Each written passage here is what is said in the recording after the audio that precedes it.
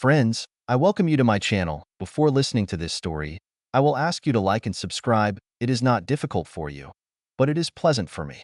And we're starting. Donna and I have been married for 8 years. We graduated from college together and got married a year later. We both have good jobs, and we're saving as much money as we can for our first home. There are no children yet. I want them, but Donna is just not interested in being a mother in any sense of the word. It seemed to be the only disagreement in our marriage. In college, bird watching brought us together. We both enjoyed being out in the open, looking for elusive species that we hadn't seen yet. We met during an organized birding trip and found ourselves enjoying each other's company. It was nice to have someone to walk with, and we both liked the same thing. Our first lovemaking was in the woods, and it turned out that this was Donna's favorite place to participate in carnal pleasures. She has shoulder-length brown hair and dark Mediterranean skin. Another thing I like about Donna is a lot of thick dark hair. She didn't dare shave off the excess body hair because she was afraid it would get thicker again. It suited me because I thought it added to her charm. I loved this woman deeply. I was absorbed in my work for a while and probably worked too much overtime. Donna was coming home from work much earlier than me. She would change her clothes and go to one of our favorite bird watching spots until it got dark. She always kept a diary of the birds she saw. There was usually nothing interesting or unusual there, but she felt it was important to keep good records. She was almost obsessed with it. I would come home after dark and usually fall asleep on the couch while we watched TV. I just worked too hard and wasn't a good companion or husband. After a few days without love, I expected her to become active. On the contrary, she seemed relieved that I hadn't tried to make any physical contact with her. That's when I started to worry. I never played team sports as a kid.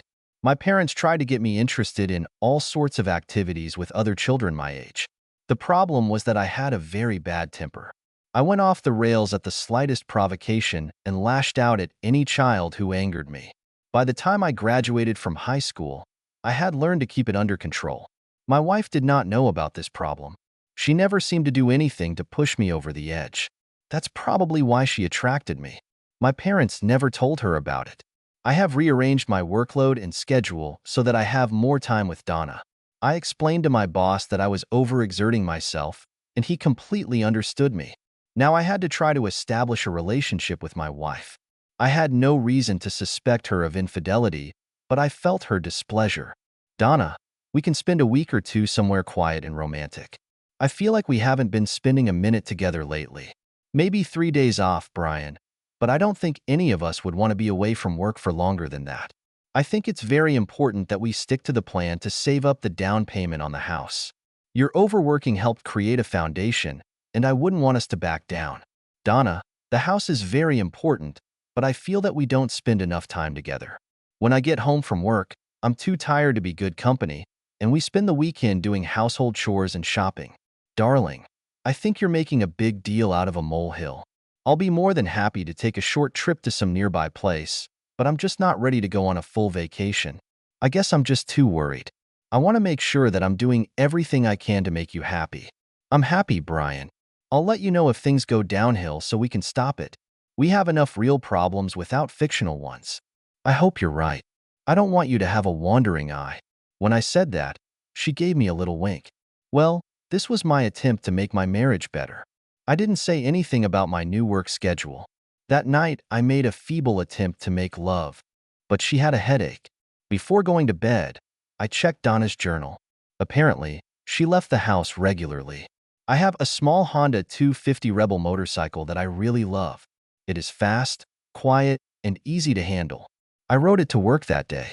Donna usually got home around 4. At about the same time, I told Marge, my secretary, that I would be in the archive for the rest of the day. I asked her to call me on her cell phone when she got ready to go home. There are no landlines in the basement, and no one usually works there. I went out through the fire entrance at the back of the building and put a small wedge in the door so it wouldn't lock. 5 minutes later, I was parked on the street next to the house. My wife came home at the usual time, changed her clothes, and 10 minutes later was already at the birdwatching site. I knew where she was going, so I didn't follow her too closely. 10 minutes later, her Volvo was parked in the parking lot of the Rainbow Mountain Main Trail. A black BMW was parked nearby. We spent a lot of time in this park, so I knew the trails well. I parked my bike among the trees and followed another path. I took my time and tried not to make any noise. Years of bird watching have given me an edge in this field. Every few minutes I stopped and scanned the area with binoculars. It became a little uneven towards the top of the mountain. The trails were marked, but they were near dangerous ledges.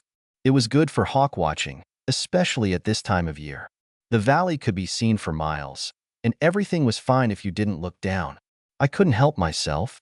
I stopped and focused my binoculars on the valley, looking for early arrivals of hawks. It was wonderful, and then I heard a giggle. The forest was thick enough to make it easy to hide if necessary. Of course, it also made it difficult to see someone if they were hiding. My attention was now focused on the faint sound I had heard. It was not permanent, so it was difficult to pinpoint it. I moved forward slowly, not making a sound and listening very carefully. The yellow flash gave them away. It was the lining of her vest. I found a convenient place that allowed me to see well and took out my optical sight. Binoculars were handy, but the optical sight gave me a much better picture, and a camera was attached to it. I found a place where I could see clearly. Lying face down, I could hide and watch for a long time without getting tired. It was a very secluded place, and they didn't have to worry about anyone accidentally finding them. My wife's partner was Clayton Mankey. He joined Donna's firm about 6 months ago. I met him at several corporate events. He was a pretty nice guy, and I really liked him. He had a good wife, quiet but attractive, and 2 boys of primary school age. I liked his boys, and I wished I had a couple like them. Why would a guy with such an ideal family mess with my wife? Clay spread out the blanket while I got comfortable. In the blink of an eye, Donna slipped out of her jeans and panties. I could distinguish between giggles and laughter. Donna lifted one leg, giving me a good view of her hairy bush. She had never worn a bikini, and it was easy to see why. She folded her trousers, made a pillow out of them, and put them under her ass. She teased him by pulling her knees up to her chest, keeping both legs right under her knees.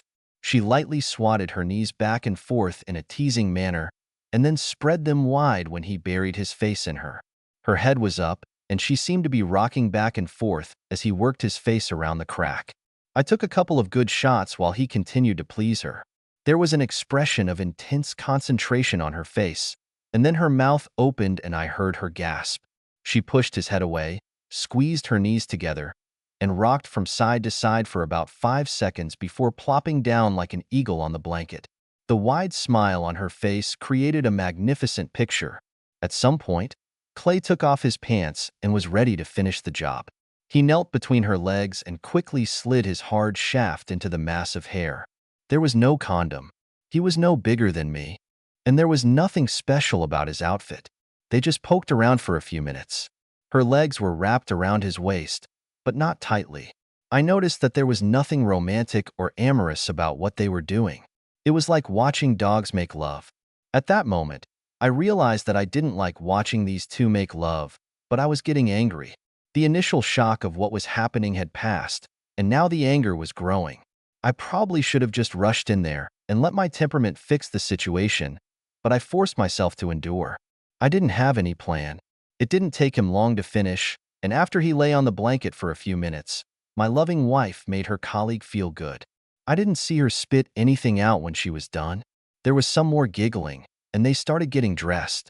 The whole date took less than an hour.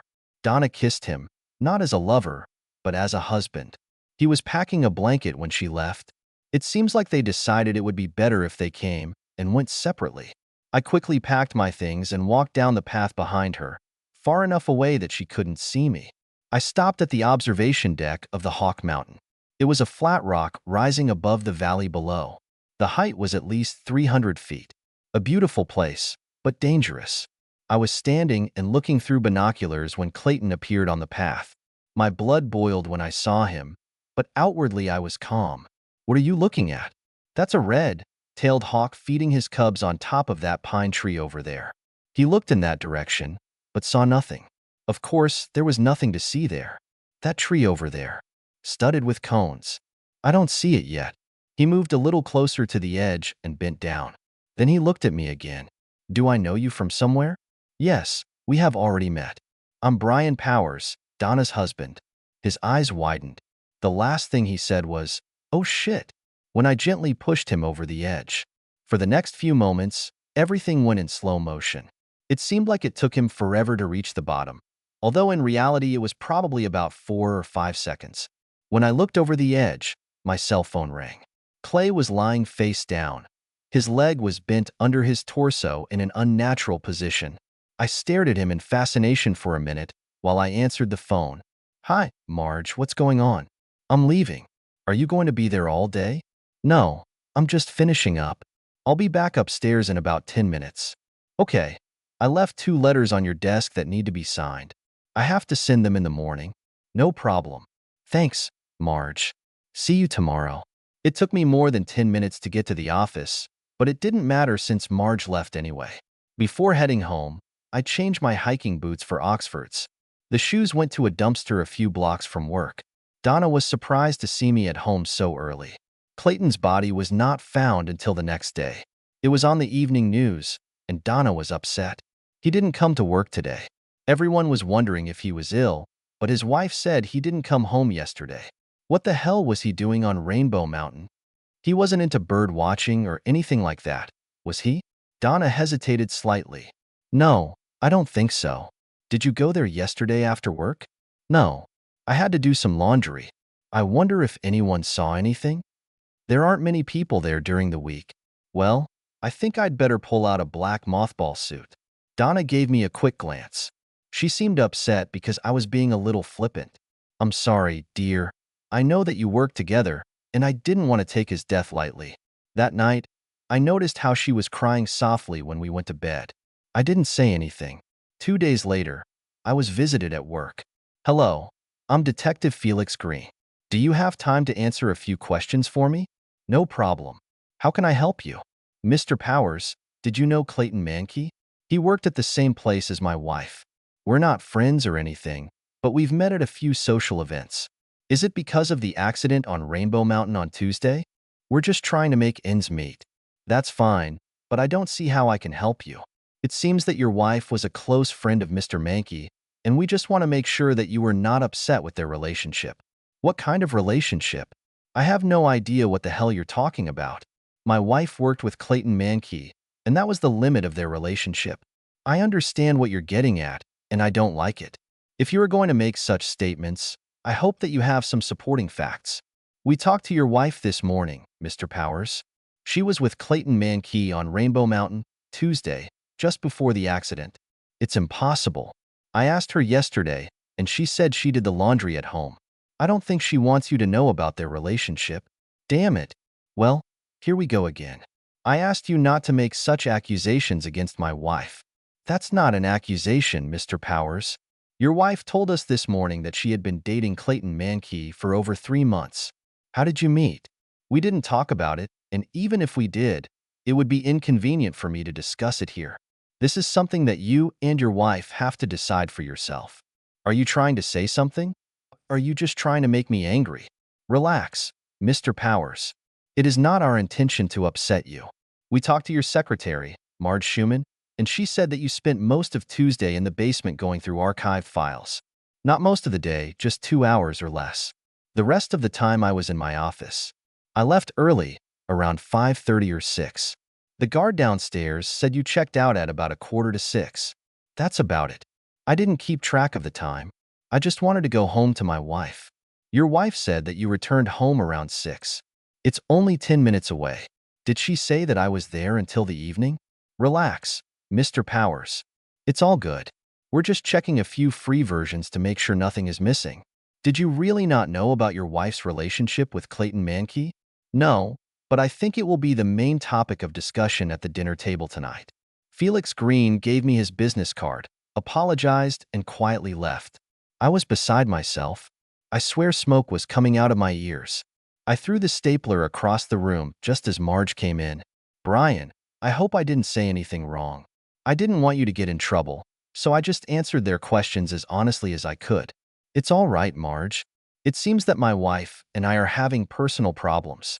You may have to cover for me for the next few days. It looks like I'm going to be very busy." "No problem. I had no intention of solving my problems with Donna. All I wanted was to find the best way to end this marriage. Fortunately, there were no children, and we lived in a rented house. I wanted children terribly, but now I was glad that Donna had said no. It wasn't even 3 o'clock yet, but I packed up all my things and walked out the door. Marge nodded at me knowingly as I left. There were $75,000 and change in our household account. I took the 63 and walked down the street to the local GM dealer. 2 hours later, $58,000 poorer, I drove out in a yellow Hummer. I decided that I didn't need a new home. I needed extra money to buy gas for the monster. Shortly after I pulled into the driveway, Donna got out. "What the hell is this? Do you like it? This is my new car." I decided that I needed something more athletic. "Are you crazy? How the hell are we going to pay for something like this?" "No problem. I paid for it in cash." "Where the hell did you get the money to buy a truck like this? Don't tell me you've withdrawn money from our household account." "Well, I don't understand why a single guy needs a house, so I bought a Hummer." A crowd had gathered outside. When we entered the house, Donna grabbed my arm. "What do you mean by a single guy? I think you know the answer to this question. Why would I buy a house with you? Damn it, why would I stay with you? Come on, Brian. You're talking like crazy. Calm down and come to your senses." "Okay, honey. Detective Green came to me today and told me about your relationship with Clayton Mankey. You were with him on Rainbow Mountain then. You said you do laundry at home. Do you want to explain?" "I didn't want to upset you. Clayton and his wife had problems, and since he was new to the city, he had no one to talk to about it. I just put my shoulder up to him to cry. What's wrong with going to Danny's or Starbucks? Why did you need to climb Rainbow Mountain?" Clay was very excited and was afraid that he would break down and cry. He didn't want to do it in public. I got up and poured myself a cup of coffee. Donna sat quietly, waiting for my next move. It was like a little game. I was angry that she decided to play it at all. "It's all bullshit, and you know it. It hurts me that you think so badly of me that you're trying to pull something like that. You and Clayton have been lovers for over 3 months. You cheated on me, and he cheated on his wife. I'm tired of listening to you make up stories for little girls. Either deal with it like an adult, or keep your damn mouth shut. You don't know what you're talking about. Just because you're making something up doesn't mean it's true. There was nothing but friendship between Clayton Mankey and me. If you can prove otherwise, go ahead. I had pictures, damn good ones. If I show the photos, I'll have to admit that I was on Rainbow Mountain on the day Clay died. My fists were clenched, and the blood vessels in my neck and forehead were bursting. I have very beautiful photos, Donna. Would that be sufficient proof?" "Photos of what? Where were the pictures taken?" "Photos of you making love in a motel." "Ha, that proves you're lying.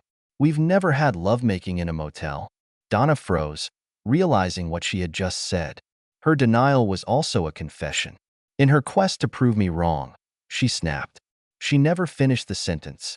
Her eyes glared at me, and her lower lip trembled with anger. She hated being beaten. "I'm not talking about it anymore, and you're not getting a divorce from me. You can go to sleep in your new truck, because you won't be able to get into my bed for a long, long time. Take your fucking dinner and leave me alone. We're going to the funeral tomorrow anyway, right?" Kiss my ass.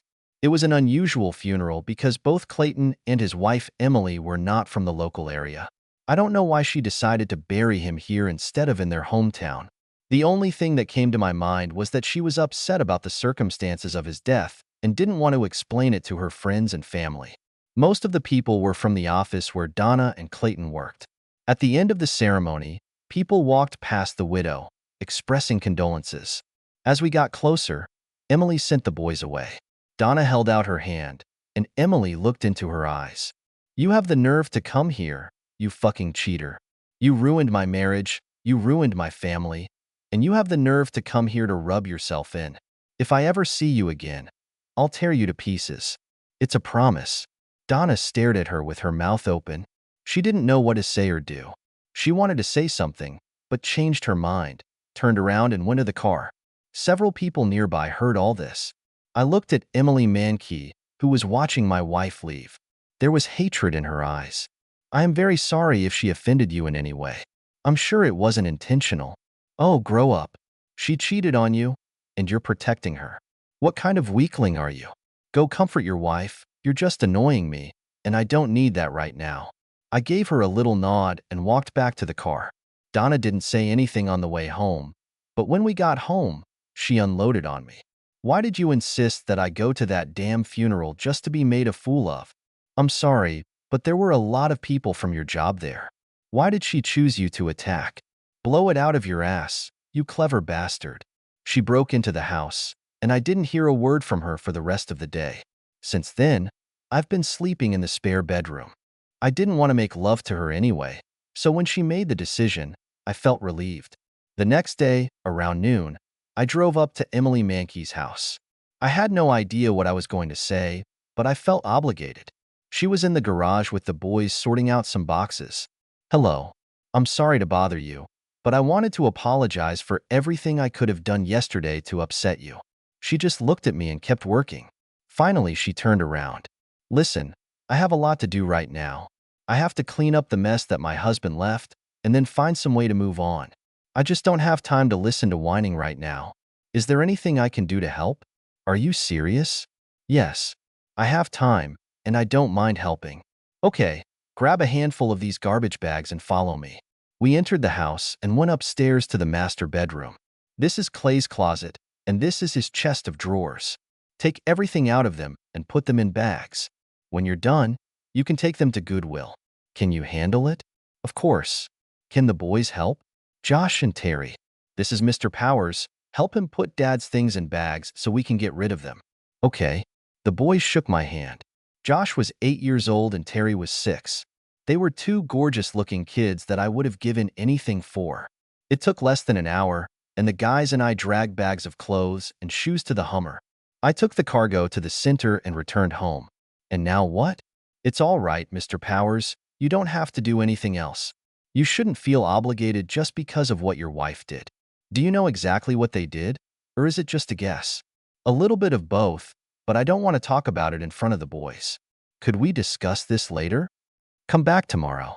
I need to clean the basement and garage. If you don't mind working while we talk, the boys have a meeting with their school friends. It sounds good, but I'm going to miss the guys. I felt a little better when I left. I was sorry to kill Emily's husband, but I think he deserved it. I think Emily felt the same way.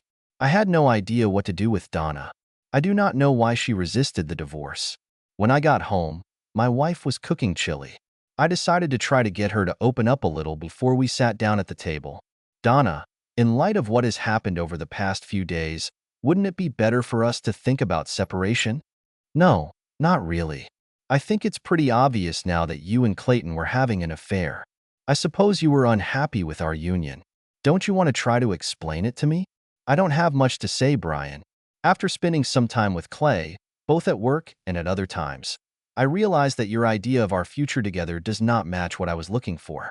You imagined me as a domestic goddess, bearing children right and left, and I wanted something more. I was hesitant to discuss this with you because I never wanted to say or do anything that would make you unhappy. Clay had the same problem with Emily. She wanted what you wanted, and I wanted what Clay wanted. We ended up comforting each other. He was no better than you, just different. Doesn't divorce seem appropriate now? No way. I'm not going to give up my home and all the comforts of marriage just because we disagree. I intend to stay here. You can't kick me out because I haven't done anything to justify it. I don't think you're going to leave, so we'll just have to get used to living in the same house, together, and pretending to be a married couple. Sit down and eat. There was no conversation at dinner. I swallowed 2 portions because the sauce seemed especially hot to me. About 2 hours later, I started having abdominal pains. I made several trips to the bathroom and finally started throwing up. I noticed that there was some blood in the bowl. Donna, I feel really bad. Can you take me to the emergency room? Hell, no. The series Desperate Housewives is about to be released. If your stomach hurts, take Tums. It's more than a stomach ache, Donna. Come on. You are welcome. Go yourself. You're acting like a child. I grabbed the keys and went to the car. My neighbor was taking out the trash and asked me what happened. I explained, and he took me to the emergency room. The next thing I remember is waking up and looking at the sun coming through the window. I turned to look the other way and saw Detective Green reading a magazine. Good afternoon, Mr. Powers. I thought you'd sleep all day. What the hell are you doing here? What happened and what time is it? Hey man, I'm the one asking the questions. Calm down. Okay, I'm sorry if I was a little worried. I see, considering the circumstances. Brian, I think you got some bad chili last night. Fortunately, the neighbor brought you here in time. They had to pump you out and give you a bunch of fancy drugs that I can't pronounce. What the hell was that? They gave me a fancy name, but it was mostly rat poison. That's a fool. What did she say? Well, she gave us the rest of the chili, and everything was fine. She claims she has no idea where the poison could have come from. She ate the same food as you, and she was fine. We searched the house and garage and found nothing. So what are you going to do? Nothing yet. About this time, the doctor and the nurse came in. He checked a bunch of things while the nurse took another blood sample. He said I could go home when I was ready and gave me a paper with a list of some bland food. I borrowed Detective Green's phone and called Emily to apologize for not coming to her rescue. Felix took the phone. Why does your wife want to kill you, Mr. Powers? I don't know. Why did she kill Clayton Mankey? Do you know that for sure? No, but she was on Rainbow Mountain and was the last person to see him alive. Come on, Brian. I'll take you home. Donna was in tears when we got home and apologized over and over again for not being more responsive to my problem. I went into the spare room and closed the door behind me. After that, I didn't eat at home anymore. The next day, I told Marge that I would be on sick leave and asked her to try to find an apartment for me. Somehow she found out what had happened. I waited until Donna left for work, and then I started packing up some things so that I could move out quickly if necessary. I was a little upset that the police couldn't do anything about the poisoning. After a quick breakfast at IHOP, I stopped by Emily's place. The boys were at school. Emily was more upset by what had happened than Donna. I promised her that I would come back later when I had settled some personal matters. Donna didn't want a divorce, but she wanted me dead. It meant one of two things, revenge or money. I stopped to see my insurance agent. It was probably stupid, but soon after we got married, I took out $1 million life insurance policy with Donna, the beneficiary.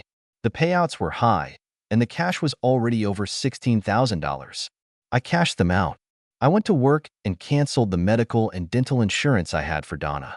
I changed the beneficiary of my company's insurance policies to my mother. Marge was happy to see me and offered any help she could. The bank manager told me that Donna had already cleaned out the rest of the household fund, about $12,000. I explained the situation to him, and he agreed to arrange everything so that he could close the credit cards. I opened a new account and signed a bunch of papers for it. I turned into the house.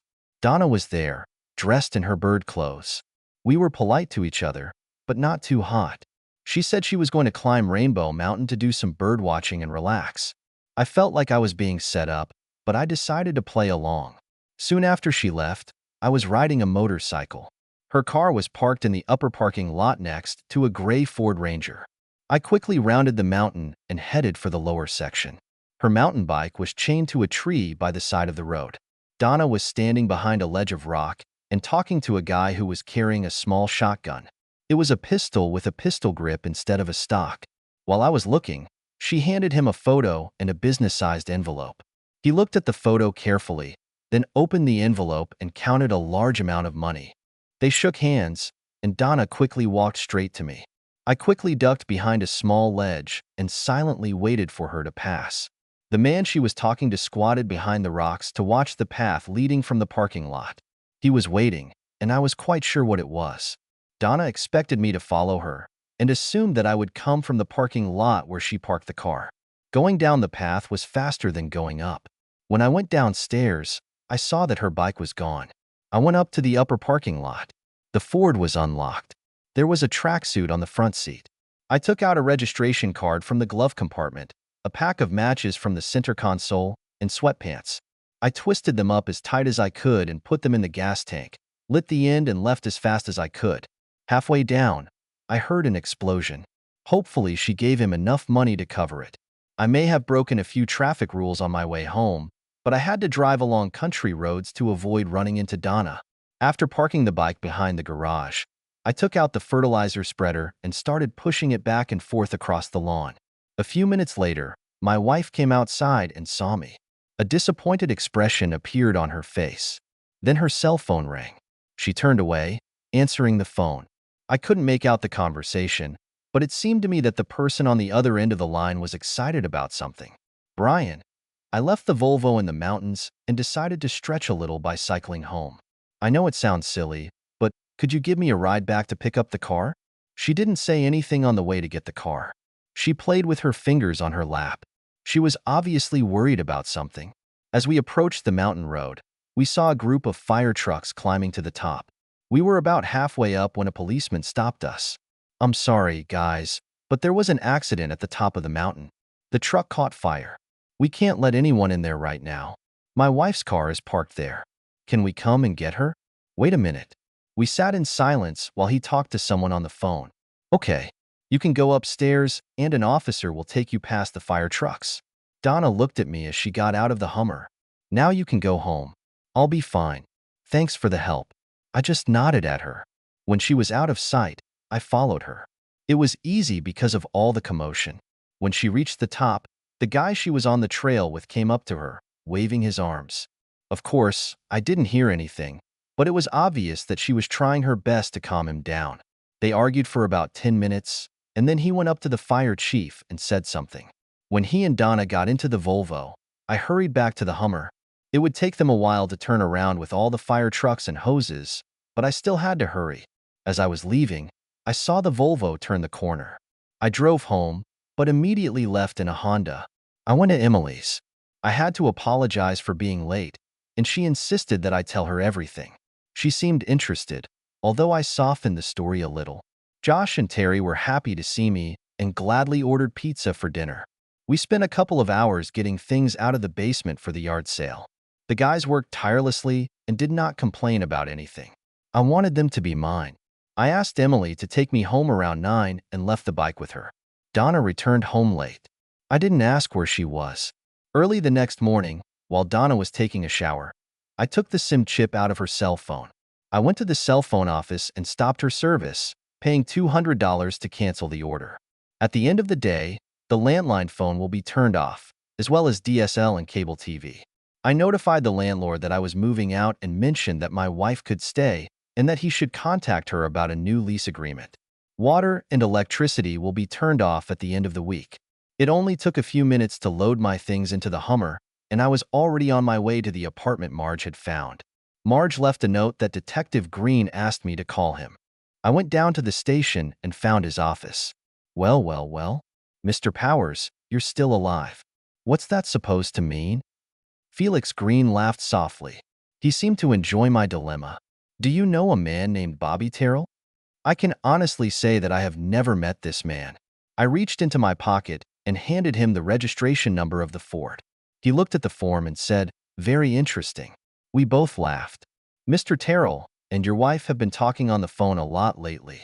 She called him 6 times, and he called her 4 times in the last week. In addition, 3 days ago, she withdrew $12,000 from her savings account. Bobby Terrell is an ex-con who makes a living by killing people. We kind of keep an eye on him, and we're surprised when we notice this connection. Is there any particular reason why your wife wants you dead, Mr. Powers? That was until yesterday morning when I canceled my $1 million life insurance policy. She doesn't know about this? No. Bobby is good at what he does, and I'm impressed with how you handled him. I assume he has already been paid, but I do not know if he will try to make contact since he lost his truck. I just wanted to let you know that we talked. I told him that if anything happens to you in the near future, I will pick him up immediately. We also recommended that he take a vacation for a while. However, I'm not sure that this will discourage your wife. I moved out of the house. I do not know what else I can do. Felix leaned back in his chair. I think there's something you're not telling me, Brian. All the parts don't fit together. Just be careful. I went straight to Emily's. She agreed to go to lunch, and I was glad that she likes sushi. I tried to explain to her what was going on, but it was too mysterious. I wanted to tell her so much, but I couldn't. From time to time, she would give me puzzled looks, and instead of explaining, I would change the subject. It was a long lunch. She had no trouble persuading me to come to dinner that night. I apologized to her for the utter nonsense, but she just laughed. I felt comfortable with her. The next morning, I decided I was ready to get back to work. I had a good time with Josh and Terry last night. Emily and I were planning a big weekend together, and I was looking forward to it. It's funny, but I didn't miss Donna at all. In fact, I was relieved that I would no longer have to face her face to face. It was only a few minutes' drive to work, and I was taxiing the Hummer with a big smile on my face. Things were going well. The big monster picked up speed quickly, but when I started down the first hill, I noticed something strange. The brakes didn't react at all. I've seen movies where this happened, and I always thought how stupid the drivers were because they couldn't stop the car. The Hummer was going faster. I calmly grabbed the gearshift lever and switched it from drive to low. This caused the shutter to roll and release, but it continued to gain speed. I was approaching a stream of cars and a lot of intersections. I was going much faster now. On the left side, there was a cemetery with a grassy embankment going up from the street. I turned and applied the handbrake at the same time. The Hummer turned 180 degrees and rolled over. Everything went dark. There was no pain.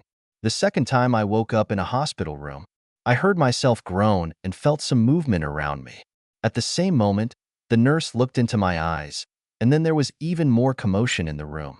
Now there was pain, a lot of pain. I was glad that I was attracting attention to myself, but at the same time I wanted everyone to leave me alone. How confusing. Finally, it turned out that someone tall had arrived, a qualified doctor, as I had assumed. I opened my eyes with difficulty and looked around the room. White robes were flashing around, but Emily was sitting on the edge of the bed. I felt better. There was a lot of setup and checking, and I suddenly fell asleep. The next time I woke up, everything was quiet. I tried not to make any noise because I wanted to avoid the commotion. I slowly opened my eyes and looked out. It was night, and everything was relatively calm. There was no one in the room except Emily, who was sleeping in an armchair by the bed. My whole body ached. I turned my head to Emily. "Hey, are you awake?" She looked up and smiled. "No, I'm fast asleep and dreaming. Thanks for coming." "No problem." I closed my eyes and fell asleep again. When morning came, I woke up normally, but the pain continued. There was a whole medical team in the room, but Emily wasn't there. I didn't expect to see her at all. The doctors were full of questions. "Does it hurt? Does it hurt? Do you see it?" I answered all their questions. I asked about Donna. She showed up at the hospital to sign the admission forms, but no one has seen her since. I was in the hospital for 2 days before I woke up. Emily was there every day.